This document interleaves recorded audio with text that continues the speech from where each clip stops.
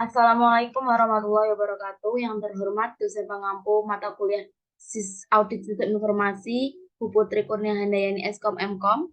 Dan yang saya hormati juga rekan-rekan dari teman kelompok saya dan juga seluruh rekan mahasiswa kelas B untuk mata kuliah Audit Sistem Informasi.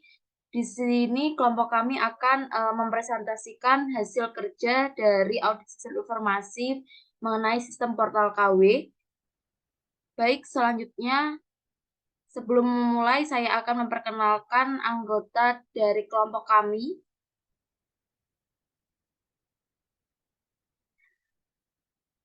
Silahkan.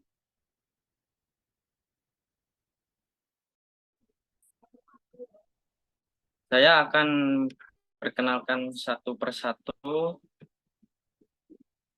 nama anggota kelompok. Yang pertama ada Bahtiar Rizky Hanafi dengan NIM 2021 53060. Yang kedua ada Fernando Chandra Yulianto dengan NIM 2021 53090. Yang ketiga ada Ferian Agusta dengan NIM 2021 53070. Lalu yang keempat Indah Kusuma Wardani dengan NIM 2021 53087. Next.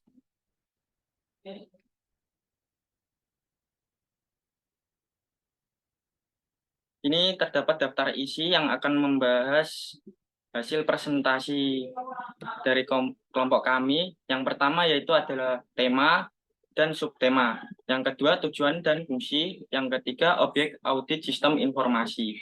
Yang keempat bagian dan struktur organisasi. Yang kelima metode penelitian.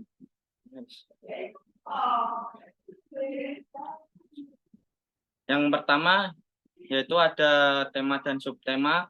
Tema sendiri yaitu dengan sistem informasi entry jadwal mata kuliah keterampilan wajib umum. Subtema, pemilihan jadwal mata kuliah keterampilan wajib umum yang akan diambil yang berisi jadwal dosen beserta kelas. Lalu, pembayaran mata kuliah keterampilan wajib umum. Next. Lalu ada tujuan dan fungsi. Yang pertama yaitu untuk mendokumentasikan semua bukti audit yang diperoleh selama pelaksanaan audit sistem portal KW. Yang kedua, untuk mengorganisasikan, mengkoordinasikan semua tahap atau langkah audit. Yang ketiga,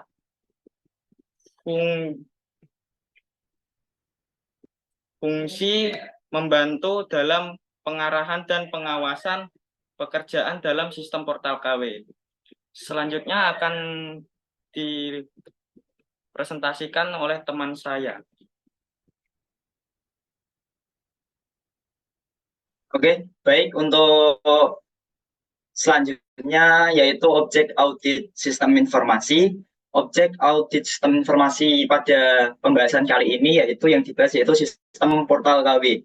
Sistem portal KW sendiri adalah suatu sistem informasi yang digunakan Universitas Muria Kudus untuk mengatur administrasi dan pengambilan jadwal mata kuliah keterampilan wajib umum bagi mahasiswa Universitas Muria Kudus.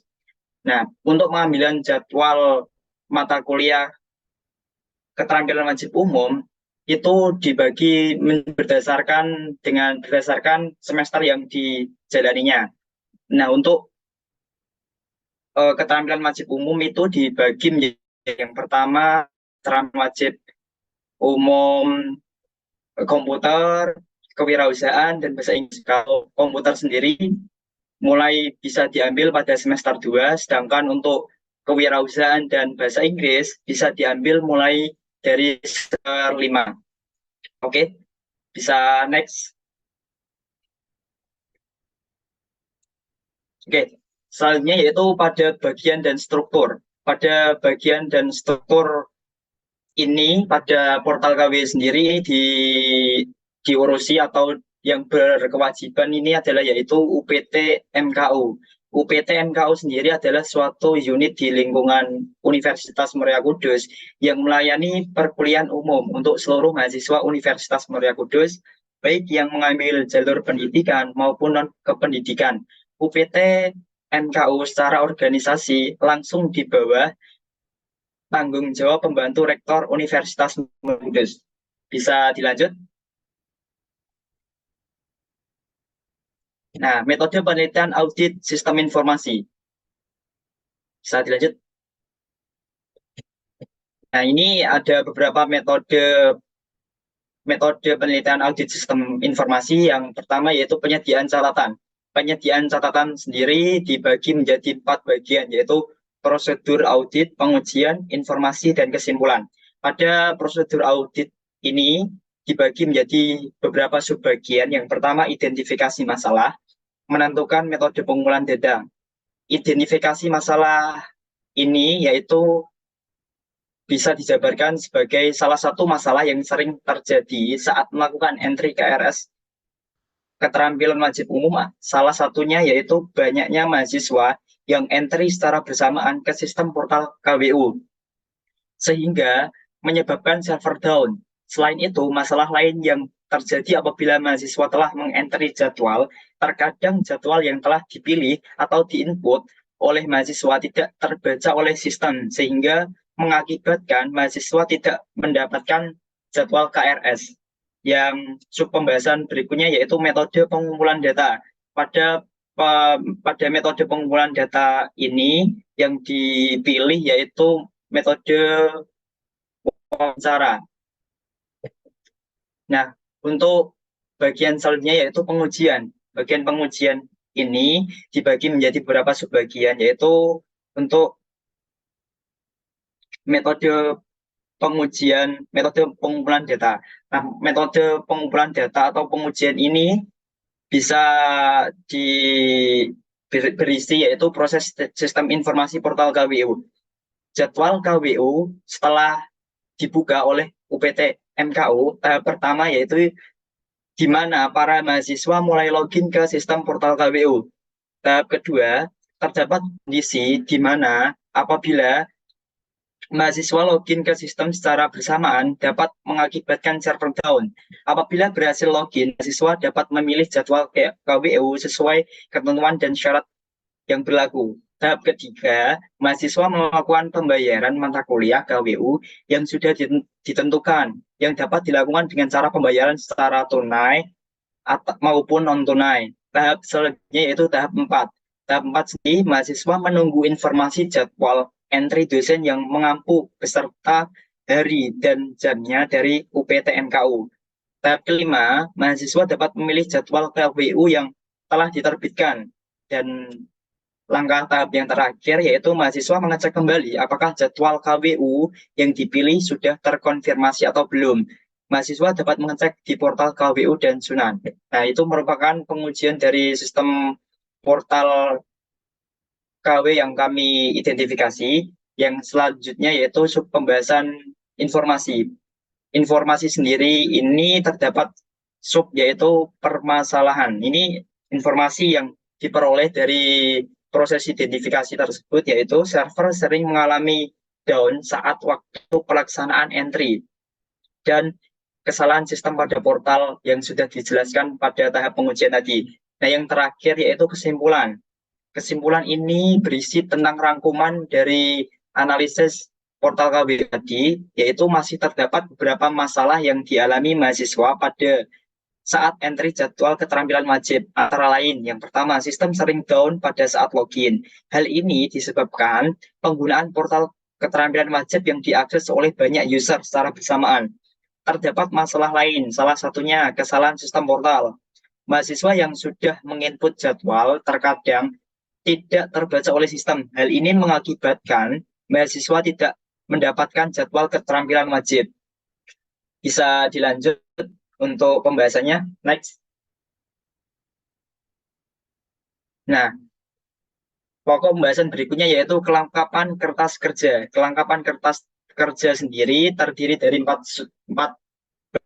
Yang pertama itu gambaran judul, identifikasi sumber, tanggal persiapan auditor, dan terakhir yaitu nomor indeks. Gambaran judul sendiri tentang portal KWU ini yaitu Universitas Muria Kudus dalam mengatur entry jadwal keterampilan wajib menggunakan sistem informasi yang dikenal dengan Portal KW. Sistem Portal KW dikelola oleh UPT MKU. Sistem Portal KW sendiri berfungsi untuk mengatur entry jadwal keterampilan wajib beserta dengan pembayarannya. Namun pada saat melakukan pengentrian jadwal tersebut masih terdapat beberapa masalah yang muncul. Di antaranya, server sering kali down ketika mahasiswa login bersamaan. Selain itu, masalah lainnya yaitu sistem sering kali mengalami kesalahan dalam proses pengentrian jadwal. Sering kali jadwal yang telah dientri oleh mahasiswa tidak terbaca oleh sistem. Maka perlu dilakukan audit sistem informasi yang bertujuan untuk mengevaluasi tata kelola informasi yang berjalan. Dalam audit ini menggunakan pengumpulan data wawancara dari beberapa mahasiswa. Jumlah mahasiswa yang terlibat dalam proses wawancara tersebut sebanyak 10 orang. 10 orang yaitu para mahasiswa Universitas Muria Kudus yang terlibat dalam proses pembuatan tugas kali ini, dan kami mewawancarai beberapa mahasiswa di luar prodi sistem informasi juga. Berdasarkan jawaban dari beberapa mahasiswa yang terlihat diperoleh nilai kepuasan sebesar 2,5 dari rentang nilai 1 sampai 5 untuk mendapatkan hasil yang diharapkan. Maka dibuatlah beberapa usulan untuk meningkatkan kinerja dari sistem portal KW tersebut. Selanjutnya yaitu bab identifikasi sumber. Identifikasi sumber ini yaitu sumber didapatkan dari mahasiswa yang terlibat dalam proses wawancara.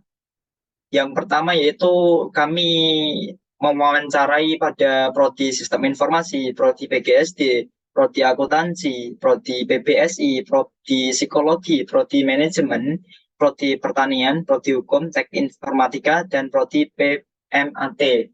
Itu melibatkan semua prodi yang terdapat pada Universitas Muria Kudus. Kami cakup satu prodi satu orang. Nah, itu yang pembahasan selanjutnya yaitu tanggal persiapan auditor. Tanggal persiapan auditor awal yang kami lakukan yaitu mulai tanggal 7 sampai dengan tanggal 10 November 2023. Untuk indeks kelengkapan kertas kerja ini memiliki nomor 2023/001. Untuk pembahasan selanjutnya akan diterangkan oleh teman saya. Waktu dan tempat saya persilakan.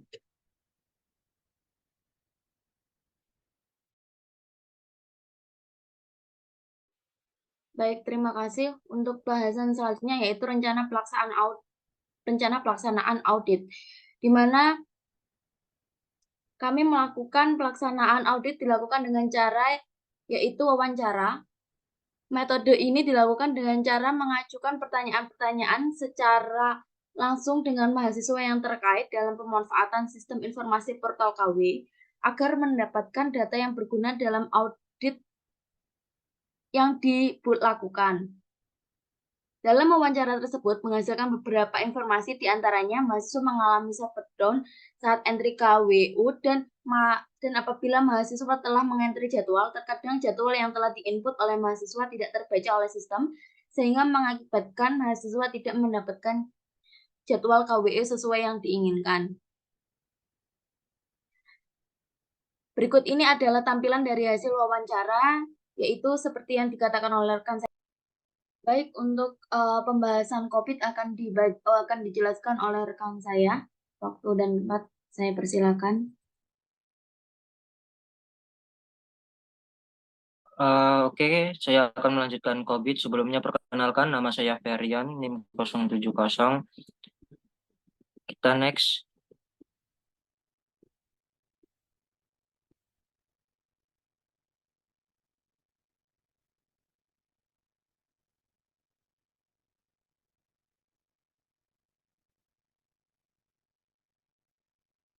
Yang pertama, di sini ada topik dan pertanyaan. Topik ini sendiri pengendalian akses pengguna. Pertanyaan, apakah ada penilaian risiko mengidentifikasi potensi ancaman terhadap keamanan data dan sistem melalui akses pengguna? 2, siapa yang bertanggung jawab atas pengelolaan dan pengendalian akses pengguna? 3, bagaimana sistem memantau aktivitas pengguna untuk mendeteksi potensi pelanggaran kebijakan akses? Lanjut.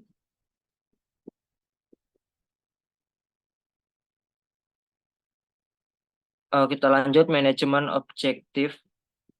Yang pertama ada APO atau Alike Plan Organis. Itu topik strategi dan taktik merencanakan visi, organisasi, dan infrastruktur. Pertanyaan, apakah IT dan strategi bisnis sudah diterapkan dengan baik? 2, apakah organisasi sudah menggunakan secara maksimum sumber dayanya? 3, apakah semua orang di dalam organisasi sudah memahami sasaran IT? Yang kedua ada BAI atau Build, Acquire, and Implement. Topik IT Solution, perubahan dan pemeliharaan IT. Pertanyaan, apakah proyek yang sudah berjalan dapat memberikan solusi terhadap kebutuhan bisnis? Kedua, apakah proyek yang sudah dijalankan sesuai dengan rencana anggaran yang sudah ditentukan? Ketiga, apakah sistem yang sudah dijalankan bisa diterapkan dengan baik? Selanjutnya ada DSS, topik layanan, pengantaran, dan dukungan proses penyusunan dan pengolahan sistem aplikasi. Pertanyaan, apakah layanan IT yang diberikan sudah sesuai dengan prioritas bisnis? 2, apakah biaya IT dapat dioptimalkan? 3, apakah user mampu menggunakan sistem IT lebih optimal? Selanjutnya ada MEA, topik penilaian overtime, jaminan pengiriman, sistem pengendalian, manajemen kesalahan, dan pengukuran pekerjaan. Pertanyaan, dapatkah sistem IT dapat mendeteksi suatu permasalahan sebelum semuanya terlambat? 2, apakah sistem pengendalian manajemen kesalahan diimplementasikan dalam organisasi? Lanjut.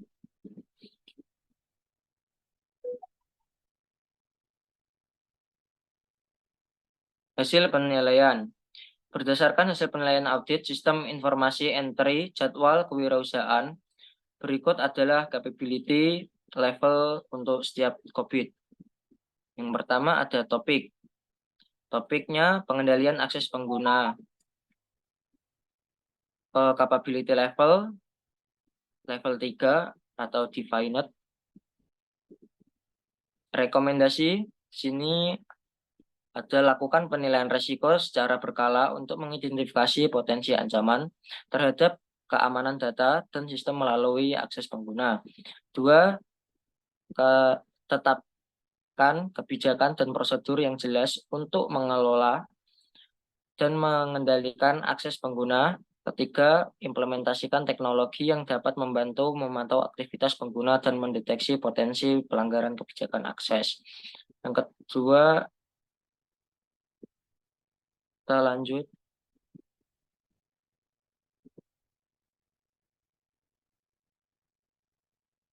Selanjutnya ada APO, topik strategi dan taktik merencanakan visi, organisasi dan infrastruktur.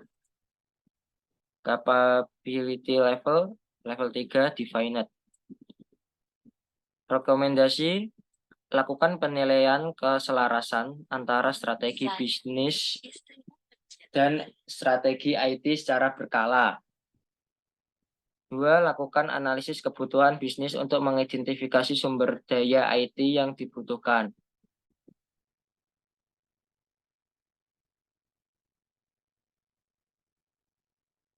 3, komunikasi secara sasaran IT kepada semua pemangku kepentingan secara efektif. Selanjutnya ada BAI. BAI, topik IT Solution, perubahan dan pemeliharaan IT. Capability level 3 atau defined. Sini rekomendasinya ada 1, lakukan penilaian kebutuhan bisnis secara berkala untuk mengidentifikasi proyek IT yang dibutuhkan.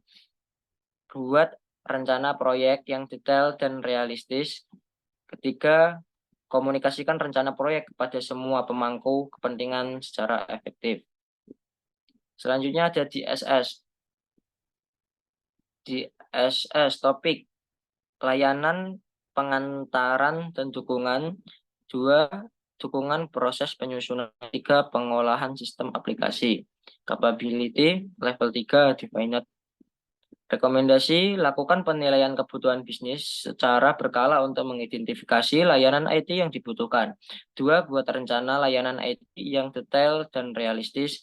3. Komunikasikan rencana layanan IT kepada semua pemangku kepentingan secara efektif. Selanjutnya, yang terakhir ada MEA. Topik penilaian overtime, jaminan pengiriman, sistem pengendalian manajemen kesalahan, dan pengukuran pekerjaan. Capability level 3 defined. Rekomendasi implementasikan sistem pemantauan dan laporan kinerja IT yang terintegrasi dengan proses bisnis. 2. Kebijakan dan prosedur untuk mengelola kesalahan. 3. Lakukan pelatihan dan sertifikasi bagi karyawan terkait kebijakan prosedur pengelolaan kesalahan. Oke, itu tadi merupakan presentasi dari saya. Selanjutnya akan dilanjutkan oleh rekan saya. Baik, untuk selanjutnya adalah kesimpulan. Kesimpulan yang kami dapatkan adalah untuk meningkatkan tata kelola IT yang efektif, organisasi perlu menerapkan proses yang terdefinisi dan terintegrasi dengan proses bisnis. Organisasi juga perlu melakukan evaluasi terhadap kinerja IT secara berkala untuk memastikan bahwa IT memenuhi kebutuhan organisasi. Baik, itulah presentasi dari kelompok kami. Saya selaku moderator dari presentasi ini, saya mengucapkan mohon maaf dan jika ada salah kata dan perbuatan. Wassalamualaikum warahmatullahi wabarakatuh.